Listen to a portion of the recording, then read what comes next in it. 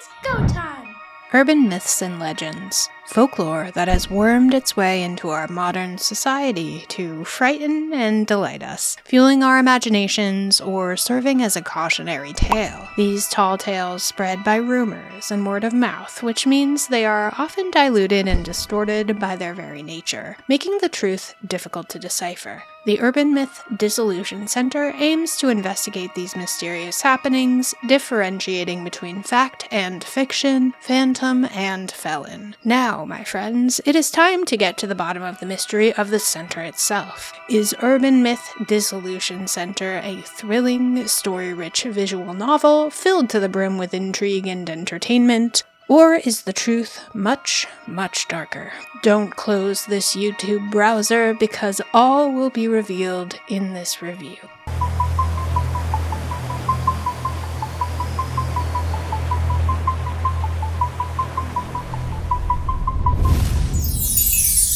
Before we can begin the dissolution process, please take a moment to like and subscribe so you don't miss the review of your next favorite indie game. Also, it's no myth, patreon.com/idreamofindiegames is the place for you to support independent content and net yourself some exclusive perks like early and ad-free content, Discord access to our fantastic community, and so much more. The truth is out there, and so is your indie gaming community. Illustrated in high-contrast, pixelated anime art, Urban Myth Dissolution Center opens up on our protagonist Azami questioning her sanity as presumed specters crossed her visage. Desperate to make these apparitions disappear and reclaim her sanity, Azami contacts a number on a poster for the Urban Myth Dissolution Center. At the operations base, she meets the program's eccentric director, who reveals that these ghostly outlines she experiences on a regular basis are not ghosts, but rather visions of things that have already come to pass. The director gifts her with a pair of special glasses that enhance her clairvoyance, and after some strong persuasion, recruits Azami to work for his agency. Similar to our favorite video game-based Ace Attorney, Urban Myth Dissolution Center is most comparable to a visual novel-style experience, in which the majority of your time will be spent reading through dialogue and social media posts in the hopes of gathering rumors about local anomalies and discovering clues to get to the truth of the matter.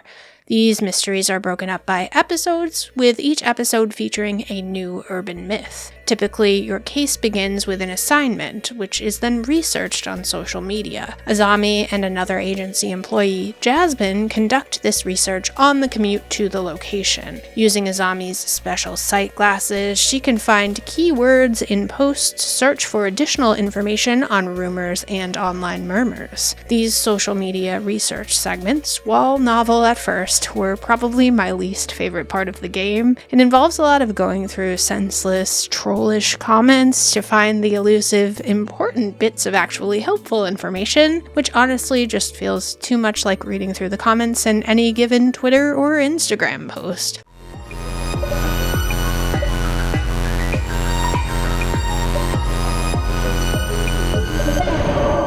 There's nothing inherently wrong with this, it's effective and realistic. I just think I've reached total burnout on social media at this point in the 2020s. It hits a little too close to home. Once on location, Azami is tasked with gathering photos and evidence and taking witness statements. When she's exhausted all of the corporeal clues, it's time to don her new glasses yet again and look deeper, using the spectral traces of past events to fill in the gaps. After gathering enough info, which is chronicled neatly in her journal for quick reference, Azami uses the facts she's acquired to identify the myth over the phone with the director. When all of the basic questions of who, what, when, where, and why have been addressed, Azami and the director will enter the disillusion phase to explain the phenomenon at hand. This usually requires what appears to be a glorified memory game, where you select the truth from multiple choice options presented by the director. Oh yeah, and by the way, the director can see and hear and pretty much knows everything at all times. He's just kind of omnipotent like that. In the gathering of clues, identification, and dissolution phases, choices, there aren't really any sort of consequences for selecting incorrect answers, which means the game does ultimately end up feeling on the easier side. That said, the story, characters, and deeper subplot that ties the whole experience together are interesting and developed enough to keep the player invested. It's even fun to play along with your own predictions, guessing what kind of urban myths we're dealing with and how things will ultimately play out. You may even find yourself surprised by how things unravel. It's a really fun twist on a few different gaming tropes that come together in a way that I found particularly satisfying, even if I didn't feel like I was using my brain to its full 10% capacity, which is an urban myth in and of itself, by the way. Seriously, look it up. In fact, Urban Myth Dissolution Center is a linear experience in general, meaning there's no way of doing things out of order or getting yourself lost. Even the individual episodes are broken up into clear areas with the number of available clues tallied at the top left corner of the screen, so you know how close you are to finding all of the information you need.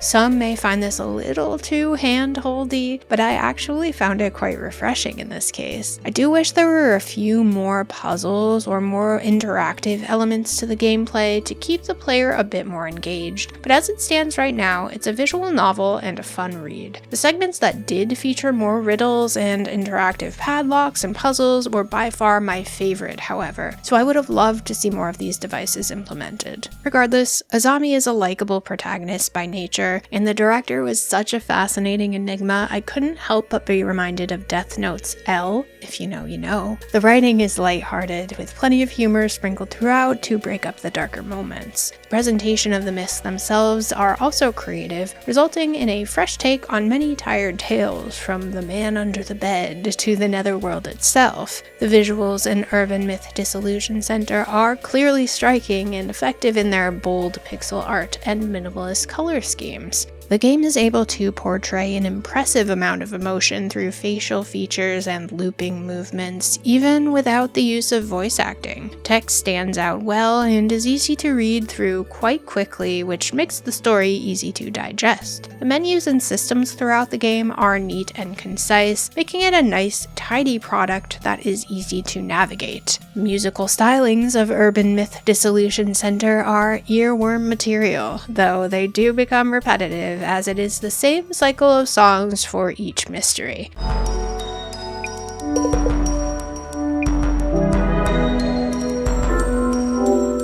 Don't get me wrong, I was still bobbing my head with the social media research track every damn time it came on, but by the end, it was more out of habit than of true enjoyment. By far my favorite track, and the only one with vocals, is the one that plays after you've returned to the center and are speaking with the director. This could be due in part to the satisfaction of solving another successful case, but it's also the song you'll hear the least, and you know, distance makes the heart grow fonder and whatnot. Wait, is that an urban myth as well? Suddenly I'm questioning everything. Overall, Urban Myth Dissolution Center is a straightforward but positive experience. It has a darkly intriguing story to tell with distinct, memorable characters and plenty of laughs to be had along the way. I appreciate the modern tie-ins of smartphones and social media research that helps orient it in time, even if I don't love social media IRL. And the killer visual and sound presentation bring the package together beautifully. The game does feel formulaic at times and could have used a few more interactive elements to keep things fresh, but as it stands, it's an enjoyable game that fans of the Phoenix Wright franchise and general occult fans will be delighted to investigate further. Here at I Dream of Indie Games, we have a lamp tiering system, with bronze, silver, and gold lamps representing good, great, and essential games, respectively. We also have a rusty lantern for games with a faint glimmer of hope, and the indie Krampus for the games that we don't talk about. In the case of Urban Myth Dissolution Center, I am awarding this title the Silver Genie Lamp of Approval. Great!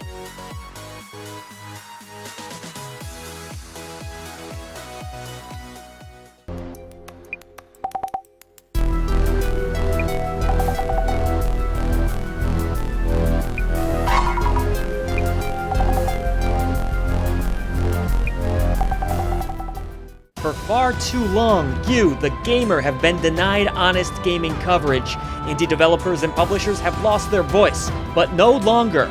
Like the video, subscribe to the channel, and head over to patreon.com/idreamofindiegames to join this epic campaign for indie visibility. The echo chamber trembles as our message grows louder. Voice to the voiceless!